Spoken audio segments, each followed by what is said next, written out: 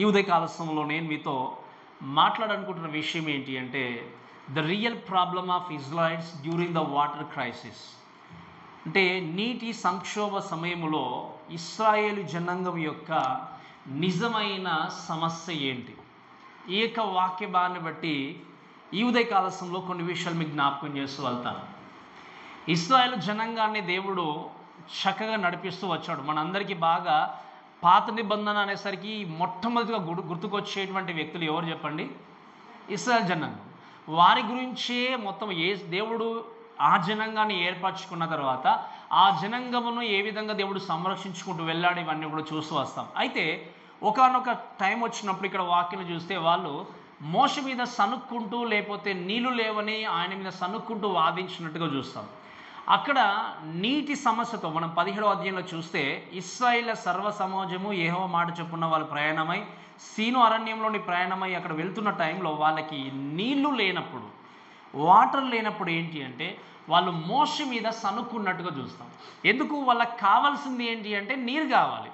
అయితే ఇక్కడ నేను ఈ వాక్య భాగాన్ని చాలాసార్లు చదువుతున్నప్పుడు అక్కడ నన్ను బాగా పట్టుకున్న ఒక వర్డ్ ఏంటి అంటే దాన్ని అనుకున్న తర్వాత నేను ప్రిపేర్ కావాలి, వాక్యం ప్రిపేర్ కావాలని చాలా రోజులు ప్రిపేర్ అవుతున్నాను నేను. కానీ మనకు బుక్ సిరీస్ ఉంది కాబట్టి నేను మధ్యలో వాక్యం చెప్పలేదు. సరే మధ్యలో ఖాళీ టైం వచ్చినప్పుడు చెప్దామని అనుకున్నాను. ఆ వర్డ్స్ ఏంటి అంటే 2వ వచనం చదివితే వాక్యం ఏముంది అంటే మోషేతో వాదించుచు త్రాగుటకు మాకు నీళ్ళిమ్మని అడగగా మోషే ఏమన్నాడు తెలుసా? మీరు నాతో వాదింపనేలా యెహోవాను. ఈ వర్డ్ ఎందుకో నాకు బాగా కనెక్ట్ అయింది. సో అందుకే నేను చాలా రోజుల నుండి ఈ యొక్క మెసేజ్ని ప్రిపేర్ అవుతూ సమయం వచ్చినప్పుడు చెప్పాలని నేను ఆగిపోయాను. ఎందుకంటే మనకు ఈ ఎప్పుడైతే మధ్యలో బుక్ మధ్యలో గ్యాప్ వస్తే అప్పుడు చెప్పాలనుకున్నాను నేను. ఆయన చెప్పిన మాట ఏంటి అంటే మీరు నాతో వాదింపనేలా యెహోవాను శోధించనేలా. మీరు గమనించండి, వీళ్ళు నీళ్లు లేవని సనుక్కుంటూ వెళ్తున్నప్పుడు మీరు గమనించాల్సిన విషయం ఏంటి అంటే the real problem, physical problem గురించి ఒకవేళ చూస్తే ఏంటి అంటే నీటి సమస్య. బట్ ద రియల్ ప్రాబ్లం ఏంటి వాళ్ళ లోపల అని ఒకవేళ ఆలోచన చేస్తే ఆ అసలైనటువంటి సమస్య గురించి ఈరోజు నేను మీతో మాట్లాడాలనుకుంటున్నాను. నిజమైనటువంటి అంటే అక్కడ ఉన్న సిచ్యువేషన్ బట్టి చూస్తే వారు నీళ్లు లేక దాహముతో ఉన్నారు కాబట్టి ఆ దాహము తీర్చాలి, దాహము తీరబడాలి అంటే నీళ్లు ఉండాలి అని చెప్పి వాళ్ళు సనుక్కుంటూ వస్తున్నారు. కాబట్టి నీళ్లు వారికి దొరికాయంటే వాళ్ళు ఏమైపోతారు? కామైపోతారు.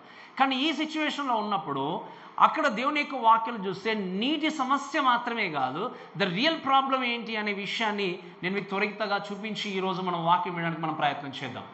ఇశ్రాయేలు జనాంగాన్ని దేవుడు ఎంతగానో ప్రేమించి నడిపిస్తూ ముందుకు వెళ్తున్నప్పుడు వారి జీవితంలో ద రియల్ ప్రాబ్లం కోసం ఆలోచన చేసినప్పుడు ఏంటంటే మీరు గమనించండి, the real problem of Israel's ఏంటి అంటే the lack of understanding.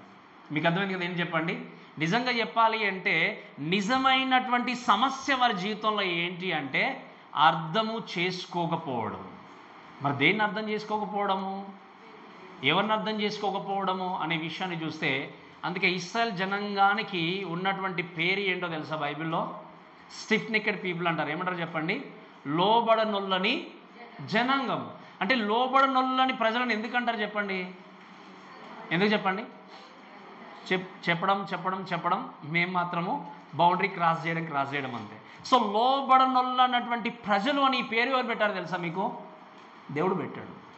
So ఈ call them I just stiff నెక్డ్ people. కాబట్టి లోబడనొల్లటువంటి ప్రజలుగా వీరు జీవిస్తూ వెళ్తున్నప్పుడు సమస్య ఉంది, కానీ అసలైన సమస్య ఏంటి అంటే వారి జీవితంలో ల్యాక్ ఆఫ్ అండర్స్టాండింగ్. ఈ ల్యాక్ ఆఫ్ అండర్స్టాండింగ్ గురించి చూసినప్పుడు మీరు వినండి, ఒక క్రైస్తవుడుగా మన జీవితంలో చాలాసార్లు దేవుని మహేపరిచే వ్యక్తి ఉన్నా, దేవుని కొరకు జీవించే వ్యక్తి ఉన్నా కూడా ఈ మెటీరియల్గా ఫిజికల్గా వచ్చేటువంటి ప్రాబ్లమ్స్ మనం చూసి మన జీవితాన్ని నడిపిస్తున్నటువంటి దేవుణ్ణి సరిగా అర్థం చేసుకునే స్థితిలో జీవించినప్పుడు, మన జీవితాన్ని ముందుకు నడిపిస్తున్న వ్యక్తిని అర్థం చేసుకోలేని టైంలో ఉన్నప్పుడు ఈ ఫిజికల్ నీడ్స్ అనేటివి ప్రైమరీగా కనబడి అసలైనటువంటి జీవితాన్ని అనుగ్రహించిన వ్యక్తిని ఏం చేస్తాం? మనము నిర్లక్ష్యం చేస్తాం. Exactly happen with them. ఏంటి అంటే వీళ్ళు ఏం చేస్తారంటే మీరు వినండి, మొట్టమొదటిగా వీరు ఏ విషయంలో వారు అర్థం చేసుకోలేని వ్యక్తులుగా ఉన్నారంటే మీరు చూడండి, ఫస్ట్ థింగ్ ఏంటి అంటే the understanding of their leader. ఎవరు చెప్పండి? వారి లీడర్ ఎవరు? వారి నాయకుడు ఎవరు? మోషే. So they do not understand his leader. ఎక్కడుంది వాళ్ళ యొక్క నిజమైన సమస్య ఏంటి అంటే, నీటి సమస్య ఫిజికల్గా కనబడుతున్నా అసలైనటువంటి సమస్య ఏంటి అంటే they do not understand their leader. అన్ని సంవత్సరాలుగా మీరు ఆలోచన చేయండి, అన్ని సంవత్సరాలుగా వారితో ఉంటూ నడిపిస్తూ తీసుకొస్తున్నటువంటి మోషే గురించి వీరికి సరైనటువంటి అవగాహన అనేది లేదు. ఆయన గురించి కొన్ని విషయాలు నేను మీకు నేర్పిస్తూ వస్తాను. చూడండి, వారితో ఉన్నటువంటి లీడరు లేదా వారితో ఉన్నటువంటి నాయకుని గురించి వారికి తెలియట్లేదు. ఇక్కడ ఉన్న సమస్య ఏంటి చెప్పండి? వారికి ఏం సమస్య ఉంది అక్కడ? ఫిజికల్గా ఏం సమస్య ఉంది? నీటి సమస్య. ఒకసారి ఒక మాట చెప్పండి దయచేసి. నిర్గమకాండం 2వ అధ్యాయం 10వ వచనం. నిర్గమకాండం 2వ అధ్యాయం 10వ వచనం చదవండి.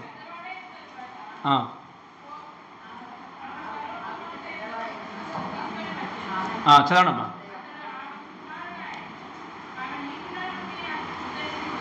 రైట్. అతన్ని నీటిలోండి తీసనని చెప్పి అతనికి మోషే అను పేరు. వినండి చాలా జాగ్రత్తగా. These people they never understand his leader, there leader. మీరు గమనించండి, వారిని నడిపిస్తున్నటువంటి మోషేను గురించి వాళ్ళు ఎప్పుడు కూడా సరైన విధంగా అర్థం చేసుకోలేదు, అవగాహన కలిగి ఉండలేదు. వీళ్ళకున్న సమస్య ఏంటి అక్కడ? నీటి సమస్య. కానీ ఇక్కడ గమనించండి, ఈయన వాళ్ళని నడిపిస్తున్నటువంటి మోషే ఎక్కడ తీయబడ్డాడు చెప్పండి? ఆయన నీటిలో అంటే ఏంటి? నీటిలో జన్మించడానికి కాదు. కానీ మీరు గమనించండి, మనందరికీ కూడా తెలుసు ఆ యొక్క వాక్యభావం అంతా కూడా. అక్కడ ఉన్నటువంటి ఫరో మీరు గమనించండి, 2 సంవత్సరాల లోపు ఉన్నటువంటి పిల్లలందరినీ కూడా సంహరించాలని ఆజ్ఞ ఇచ్చిన తర్వాత మీరు చూస్తే ద నైల్ రివర్ అనేది, ఈ యొక్క నైల్ నది అనేది చాలా పొడవైన నది. ఆ నైల్ నది ఆ యొక్క ఏంటి అంటే ఏ రివర్ ఆఫ్ లైఫ్ అంటారు. మీకు అర్థమైంది కదా? ఈ ఐగుప్తు దేశానికి ఏంటి అంటే అది ప్రాణాన్ని ఇచ్చేటువంటి నదిగా పిలుస్తారు. ఎందుకు అంటే మీరు చూడండి, నది పరివాహక ప్రాంతాల్లోని ఎందుకు జనులు నివాసం ఏర్పరచుకుంటారు చెప్పండి? తెలుసు కదా మీకు? నీరు ఉంది అంటే అక్కడ లైఫ్ అనేది ఉంటుంది కనుక. కాబట్టి ఈ యొక్క నైలోన్ అనేది ఏంటి అంటే ఈ యొక్క ఈజిప్ట్ జనాంగానికి లేకపోతే ఐగుప్తు దేశానికి ఏంటి అంటే ఒక ప్రాణదాతగా లేకపోతే అక్కడ వాళ్ళ జీవితాల్ని పోషిస్తున్నటువంటి నదిగా ఆ యొక్క నదిని చూసేవారు. కానీ హిబ్రూ ఈ యొక్క పిల్లలకి మాత్రము it's a river of grave or graveyard లాగా మారిపోయింది. ఎందుకు? అక్కడ 2 సంవత్సరాల లోపు ఉన్నటువంటి పిల్లల్ని ఫరో ఆజ్ఞ ఇచ్చిన వెంటనే ఏం చేశారు చెప్పండి? వారందరినీ కూడా చంపుకుడు నదిలో విసిరి కొడుతున్నారు. ఏ నదిలో చెప్పండి? నైల్ నదిలో. అలా ఎంతోమందిని చంపుకుంటూ పడేసినప్పుడు ఇక్కడ ఉన్నటువంటి మోషే యొక్క తల్లి ఏం చేసిందంటే 3 months తను దాచిపెట్టింది. కానీ 3 నెలల తర్వాత ఇంకా దాచలేక ఏం చేసింది చెప్పండి? ఒక జమ్ము పెట్టెను తయారు చేసి ఆ బాక్స్లో తను వదిలేసినప్పుడు అక్కడ స్నానం చేయడానికి వచ్చినటువంటి ఫరే కుమార్తె ఆ యొక్క జమ్ము పెట్టెను చూసి ఆ బాలుని చూడగానే ఏం చేసింది? ఈయన హెబ్రీల కుమారుడు. మీరు గమనించండి, ఆ కుమారుని యొక్క ప్రత్యేకత గురించి ఆలోచన చేసినప్పుడు ఈ కుమారుడు జమ్మిపెట్టులో వస్తున్నాడు, కానీ ఆ విధంగా ప్రాణాన్ని కోల్పోయి అక్కడ వాక్యంలో గమనిస్తే లేదా హిస్టోరికల్గా ఆలోచన చేస్తే ఎన్నో వేల మందిని ఆ యొక్క నదిలో పారవేశారట. అయితే ఈ కుమారుణ్ణి తీసుకొని వాక్యం ఏముంది అంటే he drawn out of the water. ఏంటి చెప్పండి? ఈయన ఏం చేస్తాడు? నీటిలో నుండి తీయబడ్డాడు. అందుకే హెబ్రీ వర్డ్ గురించి ఆలోచన చేసినప్పుడు మోషే అంటాం హెబ్రీ భాషలో కూడా. మోషే అంటే మో అంటే మీరు దయచేసి ఆలోచన చేస్తే ఏంటి అంటే వాటర్. ఏషా అంటే ఏంటంటే వాక్యం చూస్తే సేవ్డ్. సో ఈ saved out of the water. అందుకే ఆయనకు మోసెస్ అనే పేరు పెట్టారు. ఎవరు పెట్టారు ఈ పేరు? ఫరో కుమార్తె. ఇక్కడ మీరు గమనించండి, వీరిని నడిపిస్తున్నటువంటి వారి నాయకుడు నీటిలో నుండి తీయబడ్డాడన్న విషయం కూడా అక్కడ ఉన్న జనాంగానికి తెలుసు. అంటే ఈయన మీరు గమనించండి, ఎంతోమంది హిబ్రూల పిల్లలందరూ కూడా కొట్టుకొని లేకపోతే చనిపోయి ఆ నదిలో కొట్టుకొని వెళ్తున్నా కూడా ఈయన రక్షింపబడ్డాడు. దానికి కారణం ఏంటి అంటే God has a different plan and purpose in his life. అని ఏం చేశాడు? అందరి పిల్లలాగా ఆయన మరణించే స్థితిలో ఉన్నా కూడా దేవుడు ఒక ప్రత్యేకమైనటువంటి ప్రణాళికను కలిగి ఉన్నాడు. కనుకనే ఫరో కుమార్తె తను చూసి ఏం చేసింది చెప్పండి? ఆ నీటి నుండి ఆయన తీసుకొని పెంచుకున్న తల్లిగా మనం చూస్తాం. ప్రేమ దేవుల దయచేసి గమనించండి, ఈ యొక్క వాక్యాన్ని బట్టి చూస్తే మోషే నీటిలో నుండి తీయబడ్డాడు. ఏంటి అంటే హ్యాడ్ ఎ స్పెషల్ పర్పస్. ఈరోజు నీవు నేను గమనించండి, పాపం అనేటువంటి స్థితిలో బ్రతికినప్పుడు, పాపం అనేటువంటి ఆ యొక్క స్థితిగతుల్లో జీవించినప్పుడు ఈ లోకంలో అందరూ నిజంగా మీరు, అందుకే నేను చాలాసార్లు చెప్తాను ఏంటి అంటే లోకంలో మనకంటే అందం కలిగిన వారు ఉన్నారు, ఆస్తి కలిగిన వారు ఉన్నారు, జ్ఞానం కలిగిన వారు ఉన్నారు. సో ఎవ్రీథింగ్ మనకంటే ఎక్స్ట్రా అన్ని కలిగిన వ్యక్తులు ఉన్నారు. But still God chosen you, not because your worthy. మీరు యోగ్యులని కాదు, మీకు మంచితనం ఉందని కాదు, లేకపోతే మీరు నిజంగా అందరికంటే చాలా గొప్ప వాళ్ళని కాదు, దాన ధర్మాలు చేసేవాళ్ళని కాదు.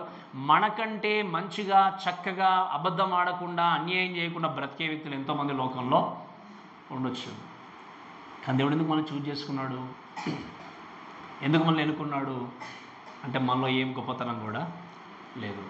బట్ ఒక మాట నేను చెప్పగలను ఏంటి అంటే, దేవుడు మిమ్మల్ని రక్షించుకున్నాడు అంటే మీ పట్ల దేవుడికి ఒక ప్రణాళిక అనేది ఉన్నది.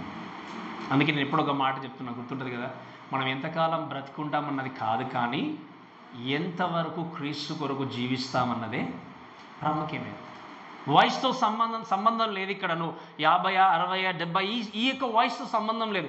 బట్ ఎప్పుడు ఏ విధంగా మనం లోకాన్ని ముగించుకుంటామో తెలియని స్థితిలో ఉన్నప్పుడు ఏ విధంగా క్రీస్తు కొరకు జీవిస్తామన్నది చాలా ప్రాముఖ్యమైనది. కాబట్టి ఈయన నీటిలో నుండి తీయబడిన వ్యక్తిగా ఉంటున్నాడు. అంతేకాకుండా మన దేవుని యొక్క వాక్యం చూస్తే మీరు గమనించండి, ఈ వాజ్ కాల్డ్ యాజ్ ఏ ఆర్ఫనాస్ అంట. ఆర్ఫనేస్ అంటే ఏంటి అంటే బాన్ ఆఫ్ వాటర్, అంటే వాటర్ నుండి, నీళ్ళ నుండి మరలా జన్మించినటువంటి వ్యక్తిగా ఉన్నాడని దేవుని యొక్క వాక్యాన్ని మనం చూస్తాం. కాబట్టి ఈ యొక్క వాక్యాన్ని బట్టి ఆలోచన చేస్తే ఇక ఇశ్రాయేల్ జనాంగాన్ని మీరు చూడండి, 2వ అధ్యాయంలో మీరు అంతా చదువుకుంటూ వెళ్తే మనకు సమయం ఎక్కువ లేదు, కానీ ఈయన నీళ్ళ నుండి తీయబడిన ఈ వ్యక్తి ఈయన చేసినటువంటి విషయం ఏంటి అంటే మీరు గమనించండి. ఒకసారి ఒక 11వ వచనం చూడండి, ఒకసారి ఒక మాట చూడండి దయచేసి. 11 వర్స్ 11.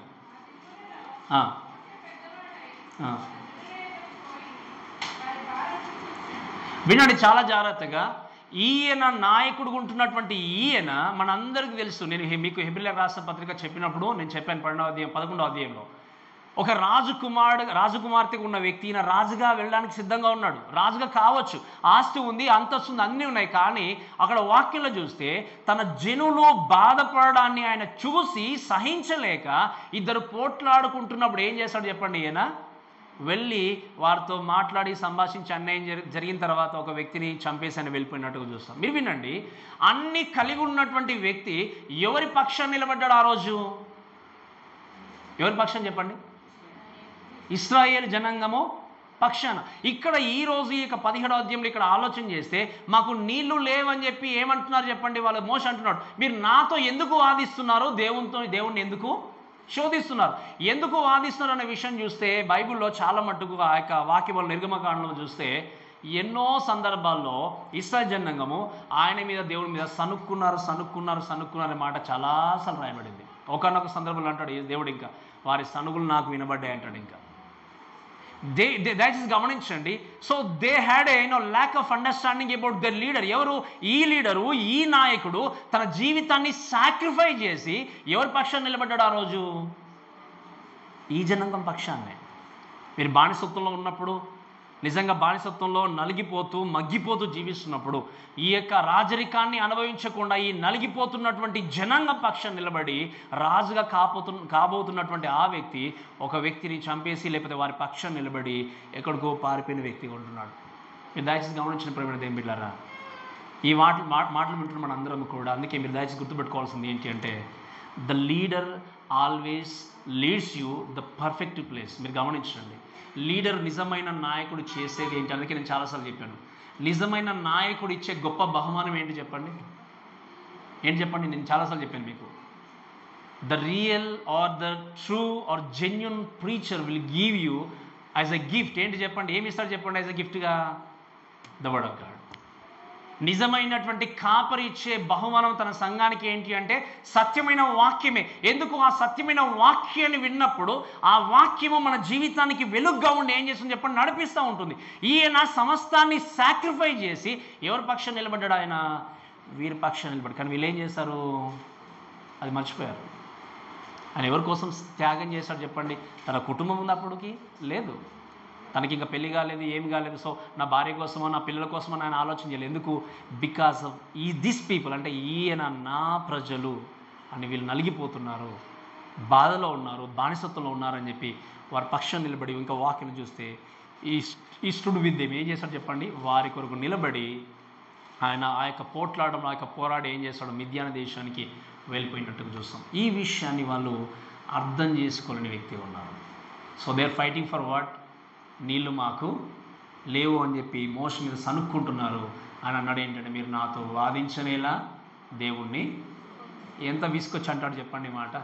మీరు తర్వాత చదువుకోండి 15, 16 ఇవన్నీ చాప్టర్స్ చూస్తే సనుక్కుంటూ ప్రతిసారి సనుక్కుంటారు. అందుకే మర్మరింగ్ అంటాం. ఇంకా చెప్పాలంటే ఇంగ్లీష్లో ఎప్పుడు కూడా మర్మరింగ్ ఇవి చేసుకుంటూ వస్తూ ఉంటారు. అయితే ఇక్కడ ఇంకా దేవుని యొక్క వాక్యం చూస్తే ఈయన నీళ్ళ నుండి తీయబడ్డ లీడర్ మాత్రమే కాదు, నాయకుడు మాత్రమే కాదు. రెండో విషయం ఏంటి అంటే ఈ వాటర్ ద ఫ్లాగ్. అంటే ఏం చేశాడు చెప్పండి? మిద్యాను దేశానికి వెళ్ళిన తర్వాత ఒకసారి చదవండి 2వ అధ్యాయం 17వ వచనం. 2వ అధ్యాయం 17-18 వచనాలు.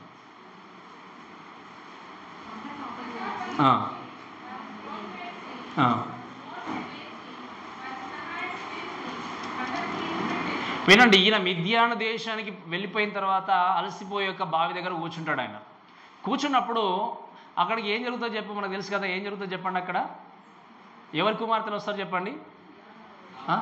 ఎవరి కుమార్తెలు? ఇత్రో, లాబాను వాళ్ళ యొక్క బ్రదర్ కదా. అక్కడ ఇత్రో యొక్క కుమార్తెలు అక్కడ వచ్చి ఉన్న తర్వాత వాళ్ళకంటే మేము ముందు వచ్చామని చెప్పి వేరే వాళ్ళు వాటర్ పెట్టుకోవడానికి ఫైట్ చేసినప్పుడు ఈయన ఏం చేస్తాడంటే అది కాదు ఇది కాదని చెప్పేసి ఏం చేస్తాడు, వాళ్ళకి వారి మందకి నీళ్లు పట్టినట్టుగా మనం చూస్తాం. సో ఇక్కడ ఈ విషయాన్ని కూడా ఆలోచన చేస్తే ఏంటి అంటే ఈ మోషే, ఈ నాయకుడు, ఈ love to do the justice. ఏం చేస్తాడు చెప్పండి? ఆయన వీళ్ళెవరో తనకు తెలియదు. ఆ మిద్యాన ప్రాంతానికి వెళ్ళిన తర్వాత ఈ యొక్క ఇతర కుమార్తెలు ఎవరో తనకు తెలియదు. అలానే మీరు ఆలోచన చేయండి, వేరే వాళ్ళు వచ్చినటువంటి వ్యక్తులు కూడా ఎవరో తనకి తెలియదు. కానీ ఇద్దరిని చూసిన వ్యక్తిగా ఆయన అక్కడే ఉండి చూస్తున్నాడు కాబట్టి ఏది న్యాయమో ఆ న్యాయాన్ని జరిగించి ఆ యొక్క స్త్రీలకి, వారి యొక్క గొర్రెలకి ఏం చేస్తాడు చెప్పండి? నీళ్లు ఇచ్చినట్టుగా లేదా నీళ్లు పోసినట్టుగా మనం చూస్తాం. అంటే ఏంటి? ఈయన న్యాయాన్ని ప్రేమించే నాయకుడు ఉన్నాడు. But this generation or maybe these people ఏం చేశారు చెప్పండి? న్యాయాన్ని జరిగించే లీడర్ను వాళ్ళు అర్థం చేసుకోలేరు.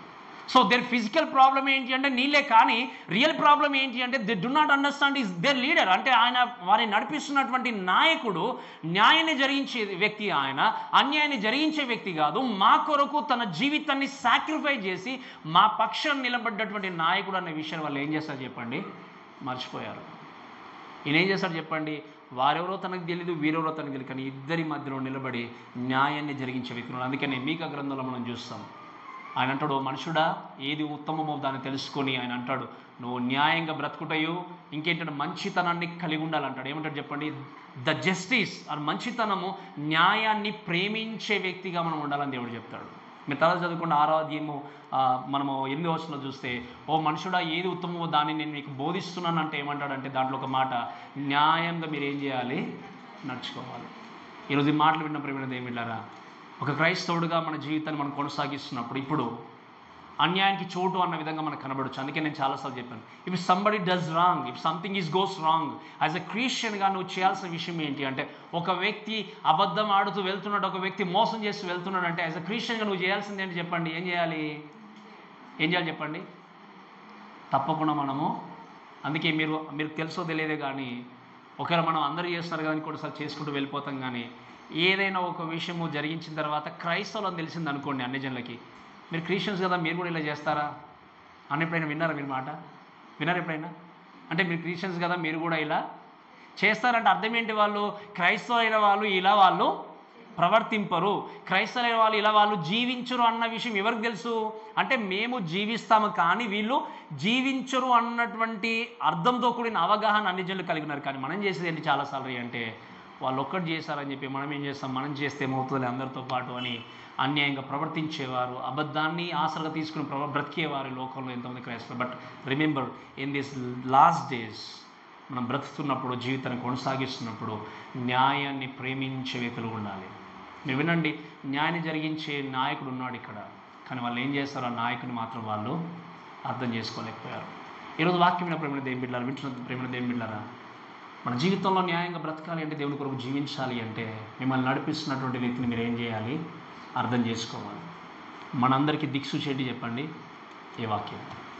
ఈ వాక్యం లేకపోతే, ఈ వాక్యం మనకు వెలుగుగా చూపించకపోతే మనం ముందుకెళ్ళాం. కాబట్టి ఇక్కడ ఈయన చేసింది ఏంటి అంటే, ఈ love to do the justice, not only justice మాత్రమే కాదు, ఈ ready to help the week against the strong. ఏం చేస్తాడు చెప్పండి? బలహీనులుగా ఉన్న వారి పక్షాన్ని నిలబడి ఏం చేశాడు? ఈయన సహాయం చేయడానికి ముందుకు వచ్చాడు.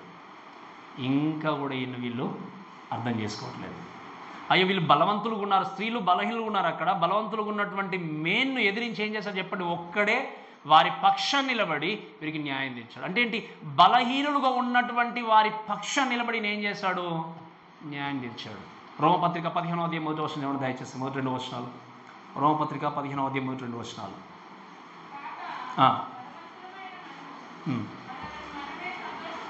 బలవంతులమైనటువంటి మనము మనల్ని మనమే సంతోషపరచుకొనక, ఏమన్నాడు చెప్పండి? బలహీనులు దౌర్బలైనటువంటి వారిని భరించుటకు బద్దులమైన అంటే ఏంటి? మనం విన్నాం రోమపత్రిక చదువుకున్నప్పుడు.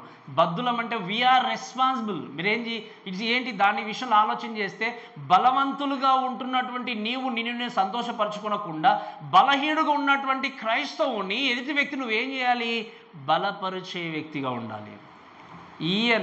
ఈ లీడరు, ఈ నాయకుడు ఏం చేస్తాడు? ఎవరి పక్షాన్ని నిలబడ్డాడు చెప్పండి? బలహీనుల పక్షాన్ని నిలబడ్డాడు. స్లేవరీలో ఎవరో, బానిసత్వంలో ఎవరు బ్రతుకుతున్నారు? ఐగుప్తు దేశంలో ఎవరు బ్రతుకుతున్నారు చెప్పండి? ఇశ్రాయేలు జనాంగం. బలవంతులుగా ఎవరున్నారు అక్కడ? మరి ఐగుప్తులు. కానీ ఎవరి పక్షాన్ని నిలబడ్డాడు ఈయన? ఇశ్రాయేలు జనాంగం పక్షాన. మీరు గమనించండి, నిజమైన నాయకుడు బలహీనులను సైతం ఏం చేస్తాడు? బలవంతులతో చేర్చడానికి ప్రయత్నం. అందుకే నేను మీకు చాలాసార్లు చెప్తాను, whether you have a good voice or not, come and sing అని చెప్తాను. మీకు వాయిస్ ఉన్నా లేకపోయినా, బలహీనగా ఉన్నా, ఏది ఉన్నా, we're all have a same kind of uh position responsibility. ఎవరికి తక్కువ కాదు, ఎవరు ఇక్కడ ఎక్కువ కాదు. We're all same. అందుకే ఇండివిజువల్ సోల్ లిబర్టీ, అది మనకు వాక్యం. ప్రతి విశ్వాసి కూడా లిబర్టీని కలిగి ఉన్నాడు. ఇక్కడ ఎవరు ఎక్కువ ఎవరు తక్కువ అని కానీ, we're all same, we're all together as a family. ఆ విషయం నేను పదే పదే ఫ్రమ్ ద బిగినింగ్ మీకు నొక్కి చెప్తా ఉంటాను. ఎందుకు దేవుడు మనల్ని యోగ్యులుగా చేసుకున్నప్పుడు మనం ఎవరిని పక్కన పెట్టడానికి చెప్పండి? ఈ లోకంలో ధనవంతుని సహితం వదులుకొని ఫుట్పాత్ పైన లేదా ఏమీ లేకుండా ఈవెన్ వర్షంలో గాల్లో తడుస్తూ ఇల్లు సహితం లేని వ్యక్తిని కూడా క్రియేట్ చేసింది కూడా ఆయనే. ప్రతి ఒక్కరి జీవితంలో ఆయన ప్లాన్ పర్పస్ను కలిగి ఉన్నాడు. కాబట్టి ఈ యొక్క ఉదయకాల సమయంలో మోషే గురించి మాట్లాడినప్పుడు ఇశ్రాయేలు జనాంగము ఇన్ని సంవత్సరాలుగా వారితో పాటు ఉంటూ వారిని నడిపించుకుంటూ వచ్చినటువంటి నాయకుడిని వాళ్ళు ఏం చేశారు చెప్పండి? అర్థం చేస్తారు. సో ద రియల్ ప్రాబ్లం ఏంటి అంటే, they do not understand their leader. వాళ్ళ ప్రాబ్లం అక్కడ ఫిజికల్గా చూస్తే ఏం ప్రాబ్లం ఉంది చెప్పండి? అక్కడ నీటి సమస్య ఉంది. కానీ ఇన్ని రోజులుగా, ఇన్ని సంవత్సరాలుగా మా పక్షం నిలబడినటువంటి మోషే మమ్మల్ని తప్పకుండా ఈ ప్రాబ్లం నుండి బయటకు తీసుకొని రాగలడు అన్న విషయాన్ని వాళ్ళు ఏం చేస్తారు చెప్పండి? మర్చిపోయారు. కాబట్టి ఏమంటున్నారు చెప్పండి? వాళ్ళు సనుకోవడం మొదలుపెట్టారు. అందుకే ఏమన్నాడు మోషే? మీరు నాతో వాదింపనేలా, దేవుణ్ణి శోధింపనేలా. అందుకే మీరు గమనించండి, మిరియాముతో కొంతమంది కలిసి వాళ్ళు కూడా ఏం చేస్తారంటే మోషేకి వ్యతిరేకంగా తిరగబడతారు కదా. మీకు తెలుసుకున్న వాక్యం, తిరగబడినప్పుడు దేవుడు వెంటనే పనిష్మెంట్ తీసుకొచ్చినట్టుగా మనం చూస్తాం. కాబట్టి మీరు దయచేసి అర్థం చేసుకోవాల్సిన విషయం ఏంటంటే, చాలా జాగ్రత్తగా గుర్తుపెట్టుకోండి, లోకంలో మిమ్మల్ని నడిపిస్తున్నటువంటి నాయకుడి గురించి ఖచ్చితంగా మీరు ఏం చేయాలి? తెలుసుకొని ఉండాలి. రాజుగా ఉండాల్సినటువంటి స్థానాన్ని వదులుకొని ఒక కర్ర పట్టుకొని ఒక కాపర్లాగా ఏం చేస్తుండే చెప్పండి? ఆయన నడుచుకుంటూ వెళ్ళాడు. ఎవరి గురించి? ఈ జనాంగం గురించి. కానీ ఆ జనాంగం ఏమంటున్నారు చెప్పండి? ఇప్పుడు అర్థం చేసుకోలేక సనుక్కుంటూ ఆయన మీద నిరారోపణ చేసుకుంటూ వెళ్ళారు. సో ద రియల్ ప్రాబ్లం ఏంటి అంటే, they do not understand their leader properly. And second thing ఏంటి అంటే, వాళ్ళకున్న రియల్ ప్రాబ్లం ఏంటి అంటే, they do not understand their God. మొట్టమొదటి ఏం చెప్పండి? వారి నాయకుని వాళ్ళు సరిగా అర్థం చేసుకోరు. ఎందుకు? వారిని ఎవరైతే నడిపిస్తున్నారో, ఎవరైతే తీసుకెళ్తున్నారో, ఎవరైతే వాక్యానుసారంగా వాళ్ళు నిలబెట్టడానికి ప్రయత్నం చేస్తున్నారో ఆ వ్యక్తిని వాళ్ళు అర్థం చేసుకోలేకపోయారు. రెండవ విషయం ఏంటి అంటే, మీరు గమనించండి, వారిని అంగీకరించి వారిని నడిపిస్తున్నటువంటి దేవుణ్ణి కూడా వాళ్ళు ఏంటి సరిగా అర్థం చేసుకోలేకపోయారు. మీకు అర్థమవుతుంది కదమ్మా? ఎవరిని అర్థం చేసుకోలేకపోయారు? వారు దేవుణ్ణి అర్థం. అందుకే నేను ఎప్పుడు ఒక మాట జ్ఞాపకం చేస్తాను, మీరు వింటున్నారు కదా చాలా జాగ్రత్తగా. మీరు దేవుని గురించి పూర్తిగా తెలుసుకోవడానికి ప్రయత్నించాలి ప్రతిసారి అని చెప్తాను. వ్యక్తిగతంగా మీకు క్రీస్తు గురించి తెలియకపోతే, వ్యక్తిగతమైనటువంటి సహవాసం లేకపోతే, వ్యక్తిగతమైనటువంటి ఆ యొక్క అనుబంధం లేకపోతే, ఆ క్రీస్తును అంగీకరించిన వ్యక్తిగా బ్రతుకుతామే తప్ప నిజంగా ఆయన పూర్తిగా తెలుసుకున్న విశ్వాసికి ఎప్పుడు కూడా జీవించలేరు. వీరికి ఉన్న రియల్ ప్రాబ్లం ఏంటి అంటే, ఫిజికల్గా నీటి సమస్య ఉంది. కానీ ఫస్ట్ థింగ్ ఏంటంటే, they did not understand the leader. Second thing ఏంటి అంటే, even they did not understand their God. ఎవరు చెప్పండి? వాళ్ళ దేవుడు ఎవరు చెప్పండి? యెహోవా దేవుడుగా ఉంటూ వారిని నడిపిస్తున్న దేవుణ్ణి కూడా వాళ్ళు ఏం చేశారు చెప్పండి? సరిగా అర్థం చేసుకోలేకపోయారు. ఏ విషయం అర్థం చేసుకోలేకపోయారని ఆలోచన చేసినప్పుడు చూద్దాం. ఆయన గురించి కొన్ని విషయాలు ఆలోచన చేస్తే, ద ఫస్ట్ థింగ్ ఏంటి అంటే God turn water into blood. మీరు వినండి, దేని గురించి వీళ్ళ బాధ అంతా ఇప్పుడు మనం గుర్తుపెట్టుకో. దేని గురించి చెప్పండి? నీటి గురించి. కాబట్టి మోషే గురించి అన్నీ నేర్చుకుంటూ వచ్చాం. వారు దేవుడి గురించి కూడా వాళ్ళు సరిగా అర్థం చేసుకోలేకపోయారు. వినండి, వారు నమ్ముకున్నటువంటి దేవుడు నీటిని రక్తముగా మార్చినటువంటి దేవుడు. మనకు తెలుసా వాక్యం మీరు చదువుకుంటే 7వ అధ్యాయం 15వ వచనం చదవండి దయచేసి. 7:17 నిర్గమకాండం 7వ అధ్యాయం 15వ వచనం.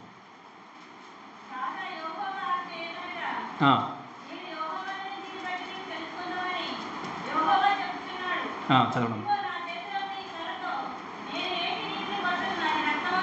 వినండి, ఇక్కడ చాలా జాగ్రత్తగా వింటే, మోషే తీసుకొని కర్రను తీసుకొని దాన్ని కట్టెను తీసుకొని కొట్టిన దాని వెనకాల ఉండి జరిగించినటువంటి క్రియ జరిగించిన వ్యక్తి ఎవరు చెప్పండి? దేవుడు. ఈ ఇశ్రాయేలు జనాంగము ఇంతగా నీళ్లు లేవని బాధపడుతున్నారు, అరుస్తున్నారు, వాదిస్తున్నారు, మోసతో దేవుని శోధిస్తున్నారు. కానీ వారు అంగీకరించినటువంటి దేవుడు వారు బానిసత్వంలో ఉన్నప్పుడు జరిగినటువంటి మొట్టమొదటి తెగులు ఏంటి అంటే, నీటిని రక్తంగా మార్చినటువంటి దేవుడు మాతో ఉన్నాడు. ఇప్పుడు మేము నీటి సమస్యతో బాధపడుతున్నప్పుడు ఆ నీటి సమస్యను తీర్చగలడు అన్న విశ్వాసం వారికి లేదు. ఈ మాటలు విన్నప్పుడు దేవుని బిడ్డలారా దయచేసి వినండి. ఎన్ని సంవత్సరాలు ఉన్నారు చెప్పండి వాళ్ళు ఐగుప్తు దేశంలో బానిసత్వంలో? ఎన్ని సంవత్సరాలు చెప్పండి? 430 సంవత్సరాలు బానిసత్వంలో ఉన్నారు.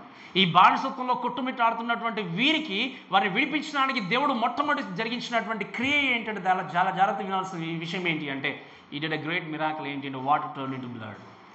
ఆ నీళ్ళు ఏమైపోయి రక్తముగా మారిపోయి అక్కడ జరిగిన ఇంకా గ్రేటెస్ట్ మిరాకిల్ గురించి ఆలోచన చేసి ఏంటి అంటే, ఐగుప్తు దేశం అంతా కూడా నీరంతా రక్తంగా మారింది. కానీ కేవలము ఏ ప్రాంతంలో మారలేదు చెప్పండి?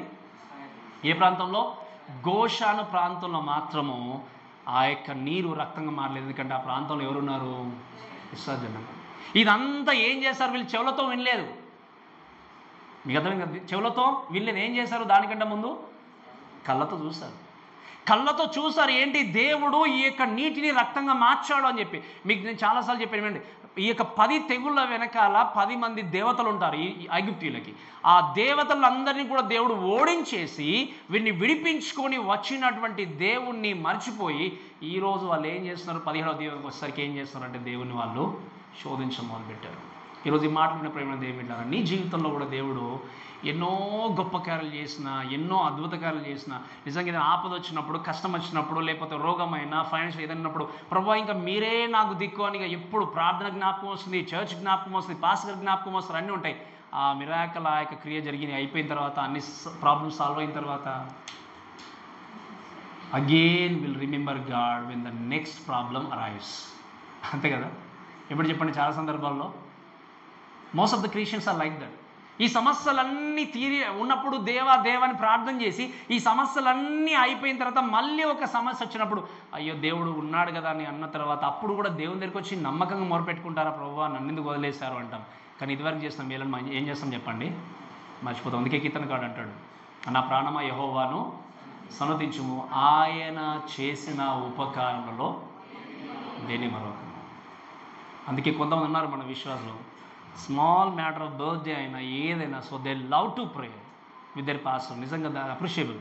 అంటే ఇది మనం వచ్చి ప్రార్థన చేయాలి. అంటే దీని అర్థం ఏంటి అంటే వాళ్ళు ప్రతి విషయాన్ని దేవుని సన్నిధిలో గడపాలన్నట్టు ఆలోచన కలిగి ఉన్నారు. కొంతమంది వారి జీవితంలో అందుకే కష్టాలు వస్తేనే దేవుడికి జ్ఞాపకం వస్తాడు.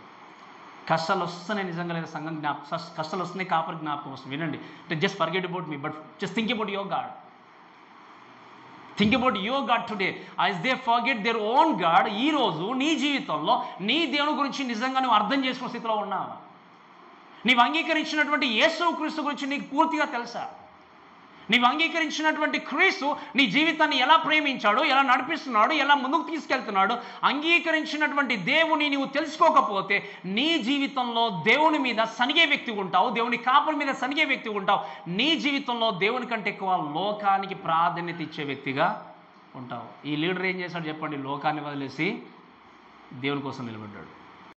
క్రైస్తవుడు ఉంటున్నటువంటి వ్యక్తి దేవుని మీద ఆధారపడి ముందుకు వెళ్ళగలడు ఎప్పుడు అంటే ఆయన గురించి సరైనటువంటి అవగాహన కలిగి ఉన్నప్పుడు. Remember these people they called as a stiff నెక్డ్ people. లోబడిన వాళ్ళని ప్రజలుగా ఉంటూ దేవుడు నీటిని రక్తంగా మార్చాడు అన్న విషయం వాళ్ళు ఏం చేశారు చెప్పండి? మర్చిపోయాడు. ఎవరి కోసం జరిగించాడు ఆ మిరాకలు? ఎవరి కోసం చెప్పండి? వారి గురించే. వారిని బయటకు తీసుకొని రావడానికి ఆ యొక్క మహిమ కార్యాన్ని చేశాడు దేవుడు. కానీ మహిమ కార్యాన్ని జరిగించిన దేవుని వాళ్ళు ఏం చేశారు? మర్చిపోయి ఏం చేస్తున్నారు? దేవుణ్ణి శోధించడం మొదలు పెడుతున్నారు. అందుకే this is the sign that God will shed Egyptian blood అని చూస్తామంటే ఏంటి? ఆ రక్తాన్ని నీటిని రక్తంగా మార్చిన దేవుడు లాస్ట్ తెగులు ఏంటి చెప్పండి? చివరి తెగులు ఏంటి? ఎన్ని తెగులు ఉన్నాయి మొత్తము? 10. చివరి తెగులు ఏంటి చెప్పండి? గుర్తుందా మీకు? ఈజిప్షియన్ లేకపోతే ఐగుప్తు దేశంలో ఉన్న ప్రథమ కుమారుడు ఏం చేయాలి? మరణించాలి. మరణించకుండా ఉండాలి అంటే ఇస్రాయేల్ ఏం చేస్తారు చెప్పండి? వారి ద్వారబంధాల పైన రక్తాన్ని పూస్తారు. రక్తము పూయబడినప్పుడు మేము రక్షింపబడ్డాము అన్న సంగతి మర్చిపోయారు వాళ్ళు. మీకు అర్థమైంది కదా? రక్తము పూయబడిన తర్వాత ఇది ఏంటంటే just entrance to the wilderness. ఇంకా 40 సంవత్సరాలు ట్రావెలింగ్ చేయాలి, జస్ట్ ఎంట్రెన్స్ అంతే. రెడ్ సీ దాటారు, ఎర్ర సముద్రం దాటారు. ముందుకు వచ్చిన తర్వాత ఇక ప్రాబ్లం స్టార్ట్ అయిపోయింది. ఒక జస్ట్ చెప్పాలంటే కొన్ని ఫ్యూ మంత్స్ బ్యాకే వాళ్ళు ఏం చేశారు? అవన్నీ చూశారు. చూసిన తర్వాత రక్తం పూయబడినప్పుడు మా కుమారులు బ్రతికారు, మేము విడిపింపబడ్డాము, ఇక్కడ ఈ విధంగా వచ్చామన్న విషయం వాళ్ళు ఏం చేశారు? మర్చిపోయారు. ఆ రక్తము పూయబడినటువంటి ఈజిప్షియన్ కుమారులందరూ కూడా, ఐగుప్తు యొక్క ప్రథమ కుమారులందరూ కూడా, ఈవెన్ ఫరో కుమారుడు కూడా ఏమైనా చెప్పండి? మరణించినట్టుగా చూస్తాం. So God protected them all the way, but these people all the way they forgotten their own God. ఎన్నోసార్లు ఎన్నో విధాలుగా దేవుడు వారి జీవితంలో ఎన్నో అద్భుత కార్యాలు చేసుకుంటూ వచ్చినా వీళ్ళు చేసింది ఏంటంటే వారి దేవుణ్ణి పూర్తిగా అర్థం చేసుకోలేకపోయారు. ఈరోజు మరొక్కసారి ఈ మాటలు వింటున్నప్పుడు దేవుని బిడ్డలారా దయచేసి వినండి. నీ దేవుని నిజంగా నీ జీవితంలో ఎన్నో రకమైనటువంటి మేళ్ళ గుండా, ఆశోధల గుండా, అన్ని విషయంలో దేవుడు నీకు తోడుగుండి నడిపించినప్పుడు ఆయన గురించి పూర్తి అవగాహన లేకపోతే you called as a stiff నెక్డ్ people like this people, like Israelites. You heard you know everything about Jesus. Sometimes you think you may know everything, but actual సెన్స్లో చెప్పాలంటే చాలాసార్లు చాలామందికి తెలియదు. మనం అనుకుంటాం ఓకే దేవుడి గురించి నాకు బాగా తెలుసులే, ఇంకా ఆదికాండం మొదలు పెడితే ప్రజ్ఞ వరకు. ఎన్ని పుస్తకాలు చెప్పండి? 66 పుస్తకాలు. మనకు తెలియదు ఏముంది?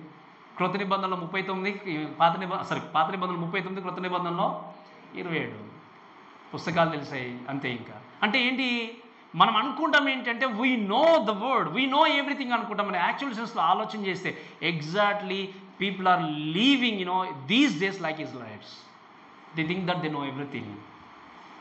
But when the time comes, సమయం వచ్చింది అంటే దేవా మీరు ఉన్నారు. మనం ఈరోజు కూడా వాక్యం చదువుకున్నాం కీర్తనలో, ప్రభా మీరు దూరంగా ఎందుకున్నావు, ఆపత్కాలంలో నీవు దాగి ఉన్నావు అనే క్వశ్చన్ ఆయన చేశాడు. ఎందుకు అంటే ఆయన ఇంకా దేవుని యొక్క సన్నిధిలో ఉన్నప్పుడు ఫ్రస్ట్రేషన్తో మాట్లాడు. ఈరోజు ఎంతోమంది కూడా దేవుడి గురించి సరైనటువంటి అవగాహన లేకుండా, అర్థం చేసుకోకుండా, వారి జీవితంలో ఎన్నో రకాల అద్భుత కార్యాలు చూసిన తర్వాత కూడా సరైనటువంటి అవగాహన లేనటువంటి క్రైస్తవులు ఉన్నారు. అవగాహన లేని క్రైస్తవులుగా ఉన్నారు కనుకనే ఈరోజు మిమ్మల్ని బట్టే కదా దేవుని నామము అన్యజనుల మధ్యలో దూషించబడుతుంది. ఎందుకు తెలుసా? ఎందుకు ఈ మాట నేను చెప్పాను, ఎందుకు ఇలా జరుగుతుందో తెలుసా? Not few, most of the Christians are man pleasers rather than God pleasers. చాలామంది క్రైస్తవులు మనుషులను సంతోషపెట్టేవారుగా ఉంటున్నారు, కానీ దేవుని సంతోషపెట్టేవారుగా లేరు. దేవుణ్ణి సంతోషపెట్టాలి అనుకుంటే నిన్ను దేవుణ్ణి సంతోషపెట్టలేని వ్యక్తి ఖచ్చితంగా బాధపడతాడు నీ యాక్షన్ ద్వారా. నేను చెప్పినప్పుడు మీకు అర్థమైందా? నువ్వు దేవుణ్ణి ప్రేమిస్తున్నావు అంటే నువ్వు చేసేటువంటి పని దేవుణ్ణి ప్రేమించని వ్యక్తికి ఎప్పుడు కూడా సంతోషాన్ని ఇవ్వదు. నేను చెప్పినప్పుడు మీకు అర్థమైందా? మరి ఈ సంతోషాన్ని ఇవ్వనప్పుడు మనం ఏం చేస్తాం? ఇంకా అయ్యో ఈ వ్యక్తులు బాధపడితే ఎలా, మళ్ళీ నన్ను బట్టి వీళ్ళు నాతో సంతోషంగా ఉండాలి కదా, జాబ్ బాగుండాలి కదా. రిమెంబర్, మన శక్తి ఉన్నంత వరకు అందరితో సమాధానంగా ఉండాలి. That's the primary task. కానీ don't agree everything if they does something wrong against the Bible.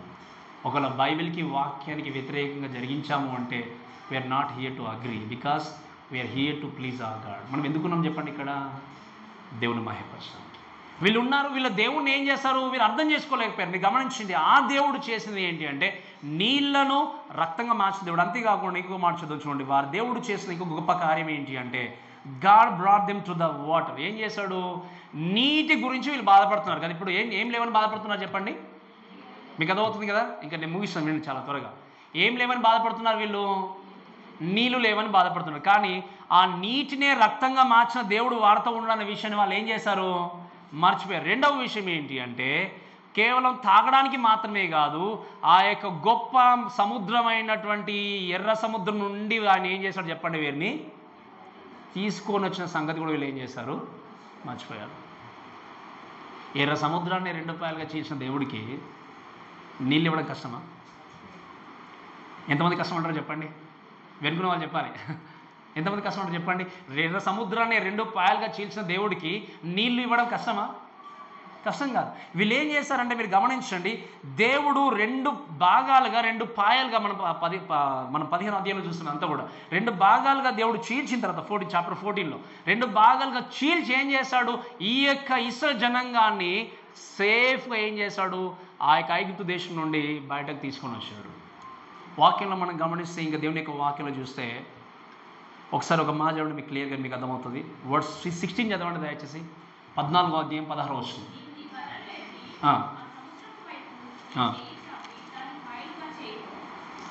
లేదు మా 14వ అధ్యాయము 13 నుండి చదవండి. 14వ అధ్యాయం 13 నుండి 14. ఏమన్నాడు చెప్పండి? వీళ్ళు భయపడుతున్నారు. ఎక్కడ మీకు తెలుసు? ముందు చూస్తేనే ఎర్ర సముద్రం ఉంది, వెనక చూస్తే ఏమని చెప్పండి? ఇంకా చెప్పండి, గట్టిగా చెప్పాలి. ఎవరున్నారు వెనకాల?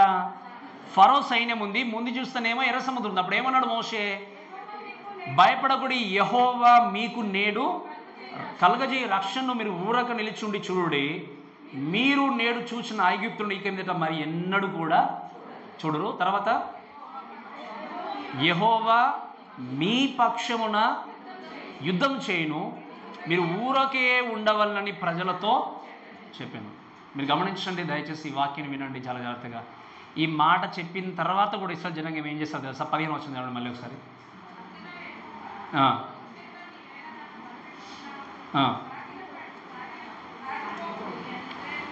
వినండి ఇక్కడ. ఈ యొక్క ఇశ్రాయేలు జనాంగం ఇంకా కూడా అలానే ఉన్నప్పుడు మోసే దేవుడు, నువ్వు ఎందుకు నాకు మొరపెడుచున్నావు? వాళ్ళకి చెప్పు, ధైర్యాన్ని ఇచ్చి నువ్వు సాగిపోవని చెప్పినప్పుడు వినండి 14వ వచనంలో రాయబడిన మాట ఏంటి అంటే, యెహోవా మీ పక్షమున, ఎవరి పక్షం చెప్పండి? ఈ ఇశ్రాయేలు జనాంగం పక్షము దేవుడు యుద్ధము చేయును అన్నటువంటి మాట క్లియర్గా బైబిల్లో ఉంది. ఇక్కడ గమనించాల్సిన విషయం ఏంటంటే, దేవుడు ఇశ్రాయేలు జనాంగము భయముతో ఉన్నప్పుడు, ముందు చూస్తే ఎర్ర సముద్రం, వెనక చూస్తేనేమో ఫరో సైన్యం ఉన్నప్పుడు, ఈ భయములో ఉన్నప్పుడు మోషే చెప్పిన మాట ఏంటి అంటే, మీరు భయపడకుండా ఈరోజు దేవుడు కలగజేయ రక్షణ కళ్ళారా చూడండి అన్నప్పుడు ఆ యొక్క సముద్రాన్ని 2 పాయలుగా దేవుడు చీల్చి ఇశ్రాయేలు జనాంగాన్ని ఏం చేశాడు చెప్పండి? బయట తీసుకొని వచ్చాడు. వాక్యం రాయబడిన మాట ఏంటంటే ఆరిన నేలపైనట. ఏంటి చెప్పండి? మీరు గమనించండి, ఎన్ని లక్షల మంది వచ్చారు చెప్పండి బయటకు? మోస్ట్లీ చెప్పాలంటే more than 20 lakhs of people, స్త్రీలు పిల్లలు అంతా కలిసి. ఎంతమంది చెప్పండి? మనం 100 మందిని లీడ్ చేయాలంటేనే ఎంతో కష్టం కొన్నిసార్లు. ఇది అది అన్నట్టు. ఈయన ఎంతమంది లీడ్ చేస్తున్నారు చెప్పండి? అందుకే ఈయనకున్న పేరు ఉంటుంది తెలుసా బైబిల్లో? ఏం చెప్పండి? ఏం పేరు ఉంది చెప్పండి మోషేకి? భూమిలో ఉన్న వారందరిలో ఈయన సాత్వికుడు. Is a meekest guy, meekest person అని అర్థం అన్నాడు దేవుడు. అంటే అంత సహనాన్ని కలిగి ఉన్నాడు కాబట్టే ఇంతమంది లీడ్ చేశాడు. 100 మందిలోనే మనకి ఎన్ని ఎదురవుతాయి? 20 లక్షల మందిలో అంటే పశువులకు నీళ్ళు ఉండకపోవచ్చు, ఆహారం ఉండకపోవచ్చు, పిల్లలు పెద్దలు చిన్న స్త్రీలందరూ అంటే ఎప్పుడు ఏదో ఒకటి వస్తూనే ఉండొచ్చు. కానీ వారందరినీ కూడా సహనంతో ఏం చేశాడు చెప్పండి? అందుకే అన్నాడు, మీరు నాతో వాదించిన దేవుణ్ణి. ఎందుకు? వారికి సమస్యను ప్రతిసారి దేవుడు ఉన్నాడు పక్కన. సమస్య చెప్పాలంటే సమస్య అనుకుంటున్నారు, కానీ సమస్య కాదు. అది ఏంటి? నీడ్, అంతే. అవసరత ఉన్నదని వాళ్ళు ఏమనుకున్నారు చెప్పండి? వాళ్ళు సమస్య అనుకున్నారు. ఇప్పుడు మనకు నీళ్లు లేవనుకోండి, నీళ్లు తీసుకొని రండి అని చెప్తే మన వాళ్ళు తీసుకొస్తారంటే అర్థం ఏంటి? అది సమస్య కాదు, అది అవసరత. అవసరతను వాళ్ళు ఎలా క్రియేట్ చేసుకున్నారు? సమస్యలా క్రియేట్ చేసుకున్నారు. So they thought there is the lack of water ఏంటంటే బిగ్గెస్ట్ ప్రాబ్లం అనుకున్నారు. కానీ ద రియల్ ప్రాబ్లం ఏంటి అంటే, దేవుణ్ణి వాళ్ళు సరిగా అర్థం చేసుకోకపోవడం. వాళ్ళు ఐగుప్తు దేశం బయటకు వచ్చిన తర్వాత వారందరినీ దోచుకుని బయటకు వచ్చారు. ఈ విధంగా బయటకు తీసుకొచ్చిన దేవుడు వారిని మీరు గమనిస్తే, మీ పక్షాన దేవుడు యుద్ధం చేస్తారన్నప్పుడు యుద్ధం జరిగించాడు దేవుడు, వారిని బయటకు తీసుకొని వచ్చాడు. ఈ మాట అందరికంటే ముందు ఎవరు నమ్మారు తెలుసా మీకు? ఇవన్నీ చూసినప్పుడు వీళ్ళు కొంతమంది అవిశ్వాసం, కొంతమంది ఏమో ఓపెన్ కాగానే నిజంగా దేవుడిని స్తుతించి బయటకు వచ్చారు. కానీ ఈ మాట వీళ్ళు బయటకు వచ్చిన తర్వాత అద్భుతకాలు చూసిన తర్వాత కూడా ఇప్పుడు మళ్ళీ ఏం చేస్తున్నారు వాళ్ళు దేవుని మీద. మీకు తర్వాత నేను చూపిస్తాను. మళ్ళీ నెక్స్ట్ వెంటనే సముద్రం దాటి రాగానే ఏం జరిగిందో నేను మళ్ళీ చూపిస్తాను మీకు. కానీ దానికంటే ముందు మీరు ఆలోచన చేయండి, దేవుడు వీరి పక్షాన యుద్ధం జరిగిస్తాడన్న మాట ఎవరికి చెప్పాడు? మోషే. ఎవరు చెప్పాడు? ఒకసారి ఒక మాట చదవండి దయచేసి. 25 వచనం చదవండి, 14వ అధ్యాయం 25వ వచనం.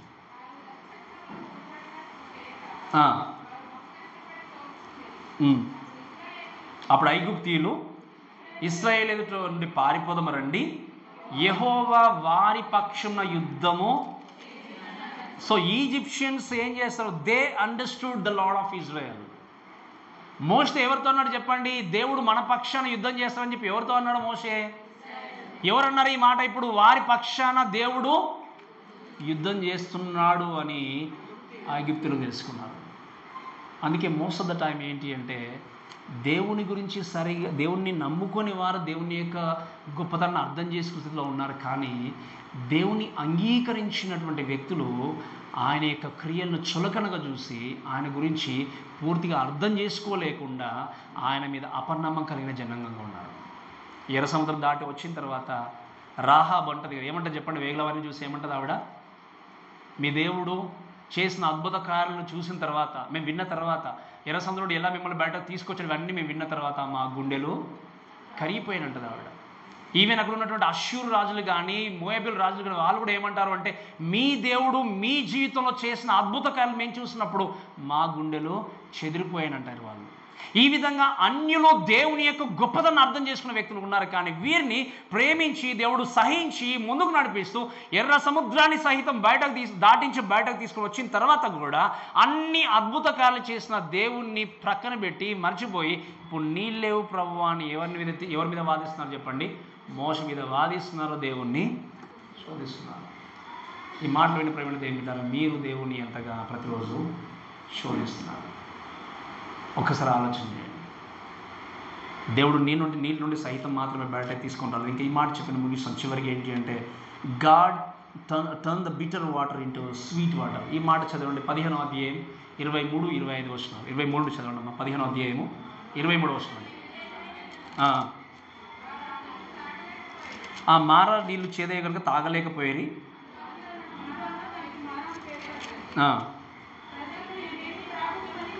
ఏమి త్రాగుదమని మోషే మీద మళ్ళీ. మీకు తెలుసా ఎర్ర సముద్రం నుండి ఈ అరణ్యంలోనికి రావడానికి ఎన్ని రోజులు పట్టింది తెలుసా మీకు? 3 days. ఎన్ని రోజులు చెప్పండి? 3 రోజులని మొత్తం మర్చిపోయారు. ఎవరు దాటించారు చెప్పండి ఎర్ర సముద్రాన్ని? దేవుడు దాటించి అంతమందిని 6 నెలల మీద నడుచుకుంటూ వచ్చిన ఆ దేవుడిని పక్కన పెట్టి మోషని పక్కన పెట్టి 3 రోజులు కాగానే ఇంకా స్టార్ట్ చేశారు మళ్ళీ. మాకు నీళ్ళు దొరకట్లేవు, ఈ మారా నీళ్ళు చేదుగున్నాయని చెప్పి మళ్ళీ సనుక్కోవడం మొదలుపెట్టినప్పుడు వాక్యం చూస్తే ఏంటంటే దేవుడు చెప్తారు, ఒక చెట్టు కొమ్మని నరికి వేయమన్నప్పుడు ఆ చెట్టు కొమ్మని దాంట్లో వేసినప్పుడు అప్పుడు జరిగేది ఏంటంటే నీళ్ళు మళ్ళీ స్వీట్గా మధురముగా మారిపోయినట్టు చూస్తాం. ఇన్ని అద్భుత కార్యాలు చేసిన ఈ దేవుడు మీరు వినండి, ఈ 15లోనే ఈ అద్భుత కార్యం చేసరికి 17కి వచ్చేసరికి వాటర్ లేదు. ఆ రోజు మారా నీళ్ళను మధురంగా చేసిన దేవుడు మాతో ఉన్నారన్న విషయాన్ని గుర్తుంచుకున్నారా వీళ్ళు? మర్చిపోయారు. The same thing happening in our lives today. ఎంతోమంది జీవితాల్లో కూడా ప్రతిదినం మనం దేవుని యొక్క కార్యం చూస్తాం, ప్రతిరోజున అద్భుత కార్యాన్ని చూస్తాం. కానీ రేపు అంతా మళ్ళీ కొత్తగానే అసలు దేవుడు అంటే ఎవరు అన్న విధంగా ఉంటాం. కొన్నిసార్లు దేవుని ఆరాధించలేక, దేవుని సన్నిధికి రాలేక, దేవునితో ప్రార్థించలేక, దేవునితో మన జీవితాన్ని కట్టుకోలేక ఈ యొక్క విషయాన్ని నెగ్లిజెన్స్గా కలిగి ఉంటే I will tell you sure one day will regret your self because the days will be worst. మన ముందున్న రోజులు మనం ఎక్స్పెక్ట్ చేసేటువంటి మంచిగా సమయం ఉండగానే నీ దేవుని నువ్వు తెలుసుకోవాలి. సమయం ఉండగానే ఆయన గురించినటువంటి గొప్పతనం అర్థం చేసుకోవాలి. సమయం ఉండగానే వాక్యాన్ని వినే వ్యక్తులు కూడా ఉండాలి. సమయం ఉండగానే ఆయన యొక్క గొప్పతనమును, ఆయన యొక్క గుణాతిశయమును అర్థం చేసుకున్న వ్యక్తిగా, ప్రభా నా జీవితంలో ప్రతి సిచ్యువేషన్లో ప్రతి పనిలో కూడా నేను మీ మీద ఆధారపడి జీవించే వ్యక్తిగా నన్ను నిలబెట్టండి ప్రభాని. ఏం చేయాలి? మనము ప్రార్థించాలి. రిమెంబర్, ఈరోజు ఎంతోమంది వారికి ఉన్నటువంటి ఆశను బట్టి కావచ్చు, హోదాను బట్టి కావచ్చు, లేకపోతే వారికి ఇవన్నీ రక్షించగలవులే అన్న స్థితిలో ఉండొచ్చు. బట్ రిమెంబర్, యాక్చువల్గా ఎన్నోసార్లు మనల్ని మనం బోస్ట్ చేసుకున్నా మనకు కావాల్సింది ఏంటి అంటే దేవుడు అనే విషయం చాలామంది మర్చిపోతున్నారు. సో గాల్లో మెడలు కట్టుకుంటూ జీవించే వాళ్ళు ఎంతమంది ఉన్నారు? ఒకసారి మహమ్మద్ అలీ, మీకు తెలుసు కదా మహమ్మద్ అలీ అనే వ్యక్తి, బాక్సర్. ఈయన ఏం చేస్తుంటే ఒకరోజు ఫ్లైట్లో వెళ్తుండట. This real incident.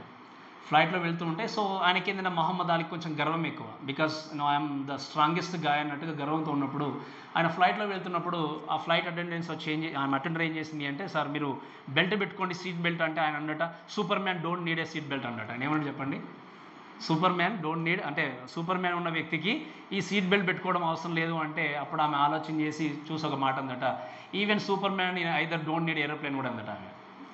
అంతే కదా మరి, ఇప్పుడు సూపర్ మ్యాన్ బెల్ట్ పెట్టుకోవడము అవసరం లేదనుకుంటే సూపర్ మ్యాన్ ఫ్లైట్లో కూడా ట్రావెల్ చేయడం కూడా.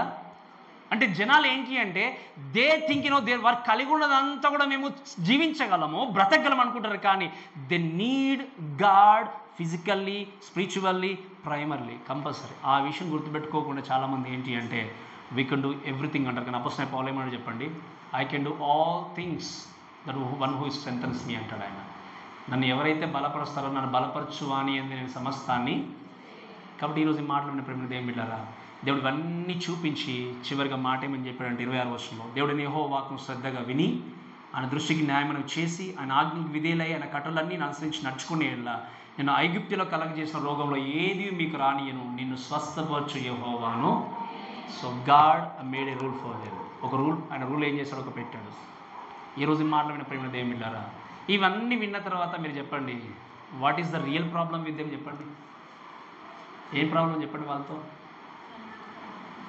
అపనమ్మకము, ల్యాక్ ఆఫ్ అండర్స్టాండింగ్. ఎన్నో అద్భుత కార్యాలు చేసిన దేవుని పక్కన పెట్టి కేవలం ఈ నీటి సమస్య ఉంది అని ఆ సమస్యదే పెద్దగా అనుకొని మోసతో వాదిస్తున్నారు దేవుణ్ణి. ఈరోజు ఎంతమంది మీరు నడిపించే నాయకుడి మీద వాదించే వారు ఉన్నారా? మిమ్మల్ని నడిపించి మిమ్మల్ని పోషిస్తున్న దేవుణ్ణి మీరు శోధించే వ్యక్తులు ఒకసారి ఆలోచన చేయండి. ఇస్రాయేల్ జనాంగంలోనే అన్ని మేలు చేశారని మనం అనుకుంటున్నామేమో. మీ జీవితంలో దేవుడు చేయలేదా?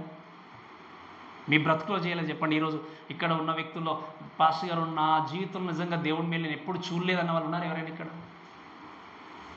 We received many blessings even without we could ask them. అంతే కదా, మనం దేవుణ్ణి అడగకముందే ఎన్నో గొప్ప మేలు దేవుడు మనం చేశాం.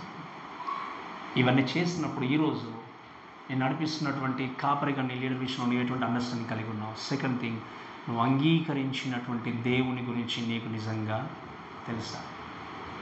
ఈరోజు నీకున్న కష్టతలో నువ్వు ఆయన నిందిస్తున్నావేమో, నీ వేదనలో ఉన్నప్పుడు నిందిస్తున్నావేమో. కానీ రిమెంబర్, నీ బ్రతుకును మార్చిన దేవుడు ఇంకొక బ్రతుకును మార్చగలడు. నీ జీవితాన్ని బాగు చేసే దేవుడు ఇంకొకరి జీవితాన్ని తప్పకుండా బాగు చేయలేదు. ఎందుకంటే మనకు శక్తి లేదు, మనము నిష్ప్రయోజనంగా ఉండొచ్చు, మనము నిజంగా శక్తి లేని వారం ఉండొచ్చు. కానీ దేవుడికి అసాధ్యమైంది ఏది కూడా లేదు. God can do everything and anything.